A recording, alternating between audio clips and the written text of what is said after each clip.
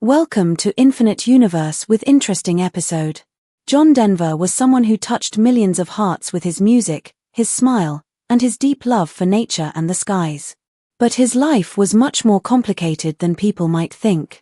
For 25 years, he was one of RCA Records' biggest stars. He sold millions of albums, won awards, and became a household name. Songs like Take Me Home, Country Roads, and Rocky Mountain High made him a legend. But then, RCA suddenly dropped him. After all his success, it was as if he didn't matter anymore. At the same time, problems in his personal life had already started to show. His ex-wives revealed that he had a violent temper. He once even used a chainsaw in anger during a fight. His struggles with alcohol also became serious, and eventually, they cost him something he truly loved, his pilot's license. By 1997, he wasn't legally allowed to fly, but he kept doing it anyway. He loved flying too much to give it up. But the plane he chose to fly, a small, experimental aircraft, had a major flaw. When the investigation into his death was completed, the truth was even darker. The crash that killed him could have been avoided. There were warning signs everywhere, but no one seemed to take them seriously. John Denver was born on December 31, 1943. His birth name was Henry John Deutschendorf Jr. He was born in Roswell, New Mexico, to a family that loved flying. His father, Captain Henry Dutch Deutschendorf Sr., was a well-known Air Force pilot. He had broken speed records and was considered a hero in the military. Dutch was tough, strict, and respected. He was even placed in the Air Force Hall of Fame. But for young John, growing up in a military family wasn't easy. They moved often, from Arizona to Alabama to Texas. Every time he started to make friends, they moved again. He always felt like he didn't belong anywhere. That feeling of being rootless stayed with him throughout his life and deeply influenced his music. When John was 11 years old and living in Tucson, Arizona, his grandmother gave him something that changed his life, a 1910 Gibson guitar. It was more than 40 years old at the time. That guitar became his companion. In a world where everything felt temporary, music gave him a sense of stability. He began learning how to play and joined the Tucson Boys Chorus. That group helped him develop his voice and stage presence. Performing with them gave him something school never could, a sense of being part of something special. By the time he was in high school, John was already performing folk songs at small local events. Music had become more than just a hobby. It became his way of understanding the world and expressing his emotions.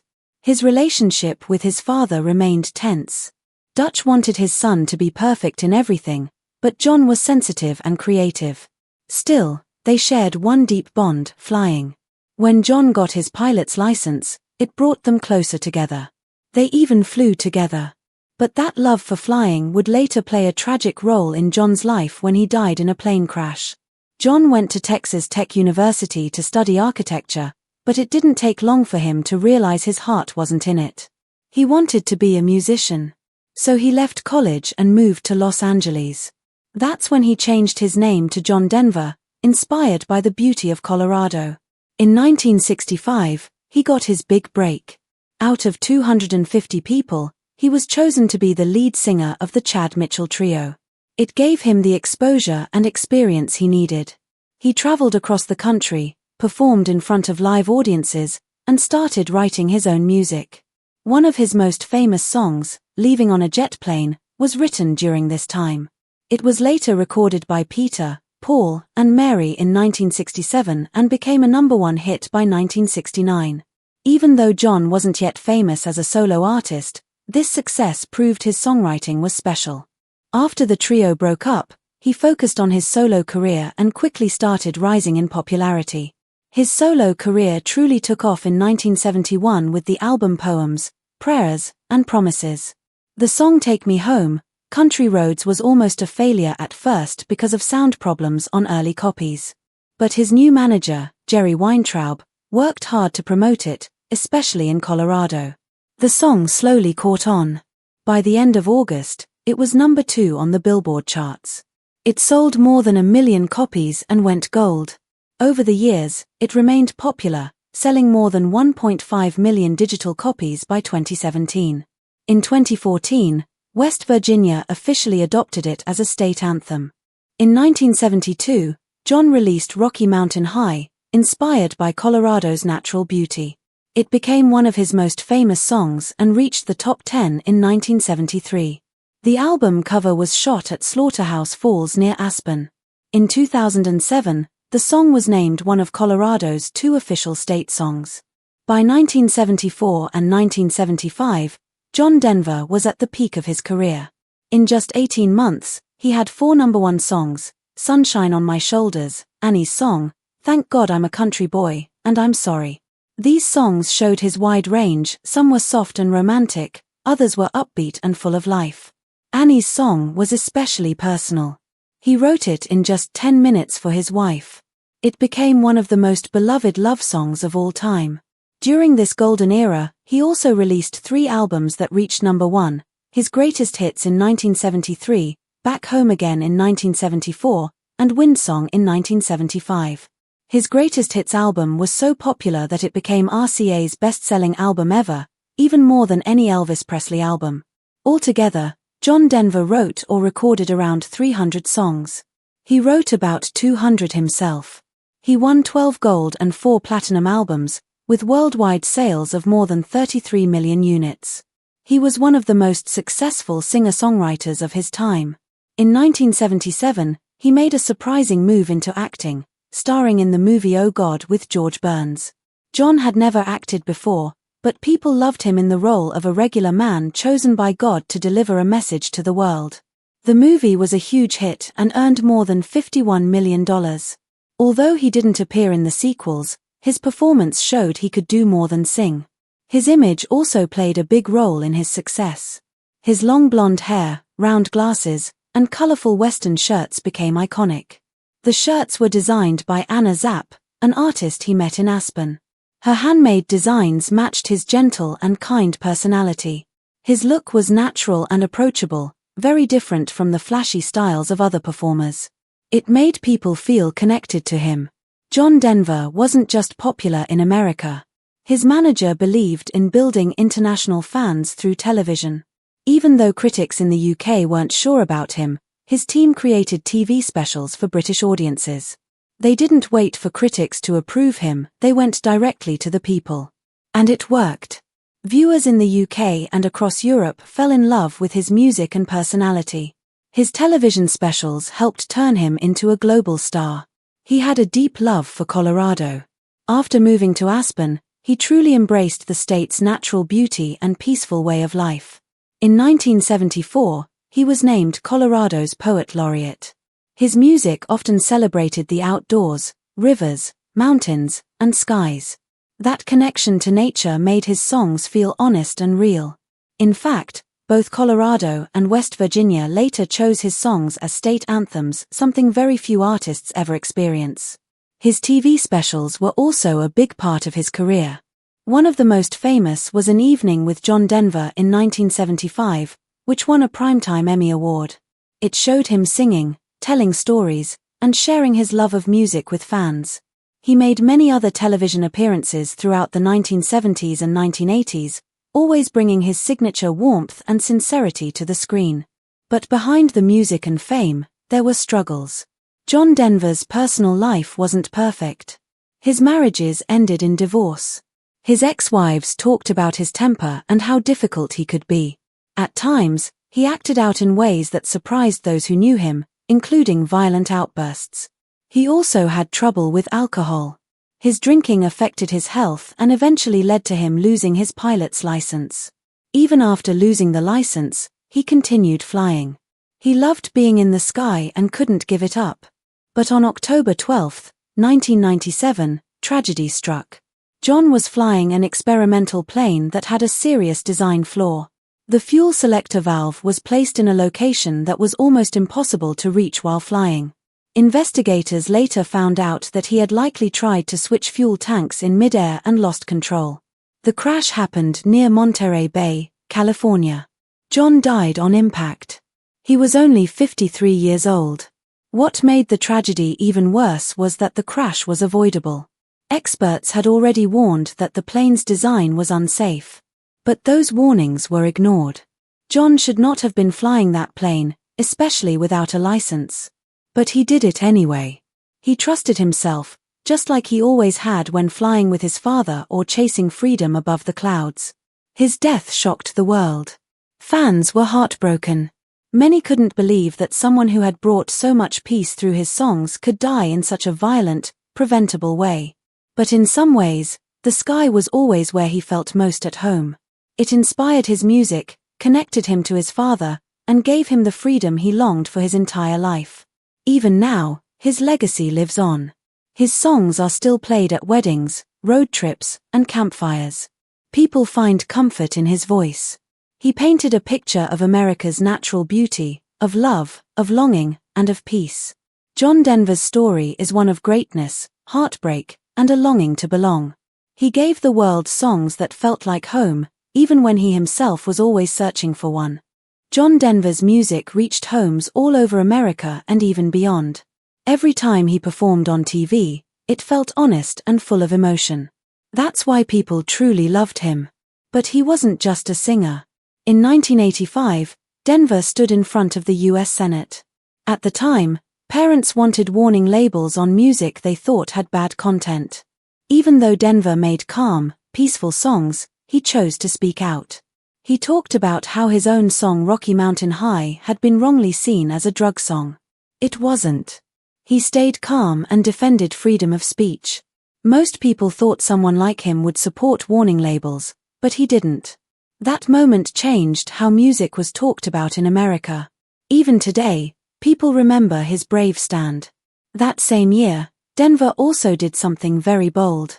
He became the first American artist in more than a decade to tour the Soviet Union. It was during the Cold War, and both the US and the USSR were not getting along. But Denver believed music could bring people together. He did 11 shows in places like Moscow and Leningrad. Even though people didn't speak his language, they understood his songs and message about peace. Inspired by the tour, he wrote a new song called Let Us Begin, asking people to choose peace over war. He also made a live album from these shows called Live in the USSR. In 1987, he went back to the USSR after the terrible Chernobyl nuclear accident. It had forced over 90,000 people to leave their homes. Many were getting sick. Denver performed at a charity concert in Moscow that raised about $140,000 from just ticket sales. More money came from album sales. That night was not about politics, but about kindness and care. People in the Soviet Union felt truly seen by him.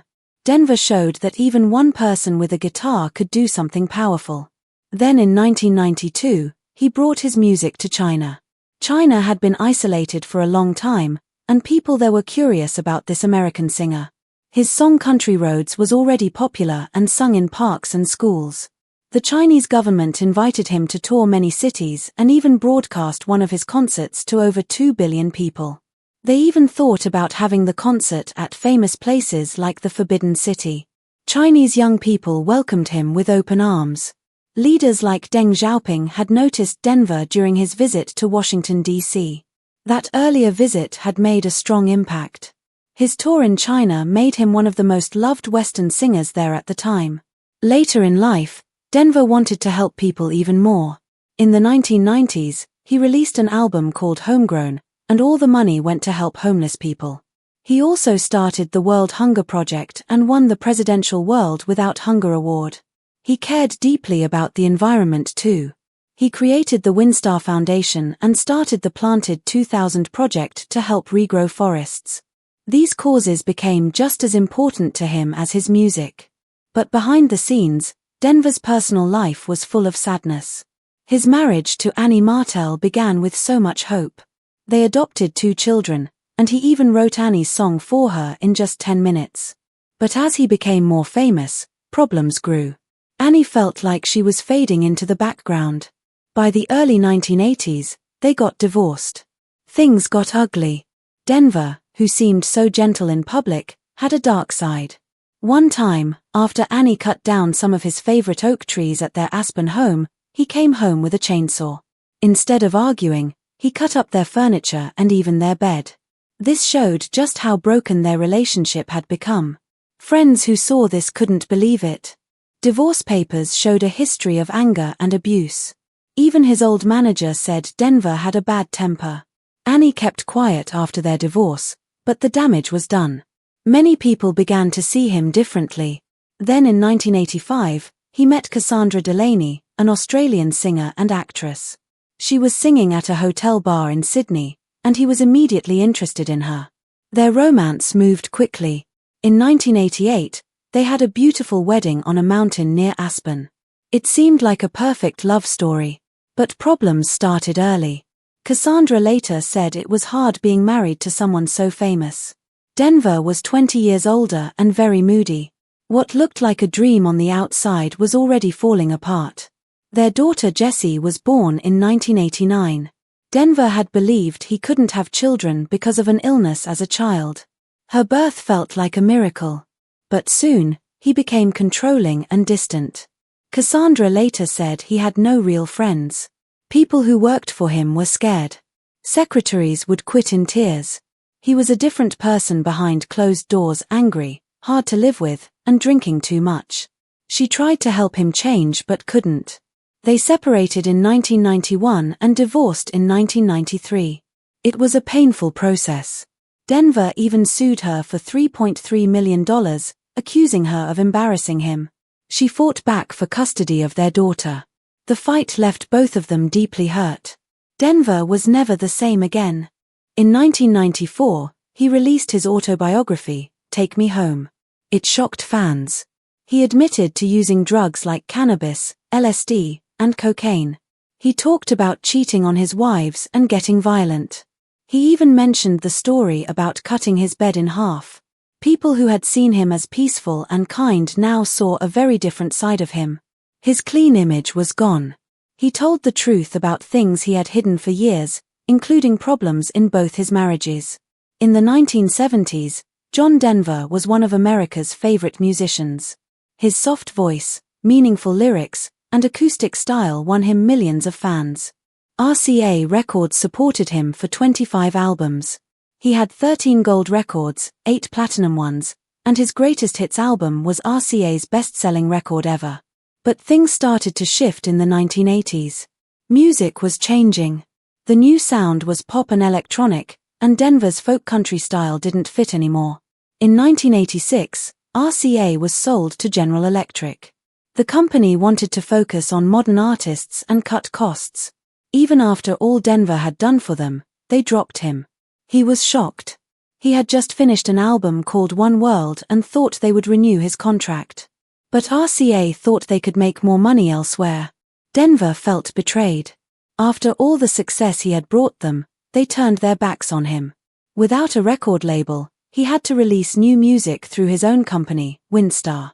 It was a painful reminder that even stars can be pushed aside when the industry moves on. At the same time, Denver was dealing with more problems. He loved flying. Over the years, he flew many kinds of planes and spent more than 2,700 hours in the air. But in the 1990s, he got arrested twice for driving under the influence of alcohol. The Federal Aviation Administration, FAA, took notice. They require pilots to have a medical certificate showing they are healthy and safe to fly. After his second arrest, they refused to give him that certificate. Without it, his license meant nothing. To get it back, he would have had to prove he was sober, but he never did. Flying was something he loved deeply, but it was taken away. What made things worse was how he responded. The FAA sent him certified letters asking him to return his medical certificate. But he ignored them or sent them back unopened. This created a loophole. Since he never accepted the letters, the FAA couldn't complete the process of grounding him. That way, he kept flying even though it wasn't legal. It wasn't because he was cleared to fly, it was just because the system relied on his cooperation. Finally, in March 1997, he signed for one of those letters. That made the grounding official. From then on, every flight was illegal unless he fixed his situation and proved he was sober. He never did. Despite everything, Denver didn't stop flying. On October 12, 1997, he took off in a small plane called the Long EZ. It was a tricky, experimental aircraft. Denver had owned it for just one day and only had a short training session with another pilot. The plane had unusual features. The fuel switch, for example, was behind his left shoulder. To reach it, he had to twist around and use pliers. The fuel gauges were also behind him and very hard to read. They didn't give clear measurements. A reading of 1/4 full actually meant there were only a few gallons left. On that day, Denver was practicing takeoffs and landings at Monterey Peninsula Airport. Witnesses said they heard the engine sputter and then go silent. The left fuel tank was empty. As he twisted to switch to the right tank, he accidentally pressed the right rudder pedal. That caused the plane to nosedive. It crashed into the Pacific Ocean and Denver died instantly. An investigation showed he had very little fuel, and he didn't really know how to handle the plane. The design was unsafe, and the plane was hard to manage. The crash could have been avoided if he had refueled, trained more, or had a better fuel system. John Denver's final moments became a sad lesson. No matter how talented or experienced someone is, small mistakes and overlooked problems can lead to tragedy. Denver had brought joy to millions, worked for peace, fought for justice, and helped those in need. But his personal pain, risky decisions, and ignored warnings brought his life to a heartbreaking end. Thanks for watching. Keep it and stay tuned. Like and subscribe our channel. Have a good day.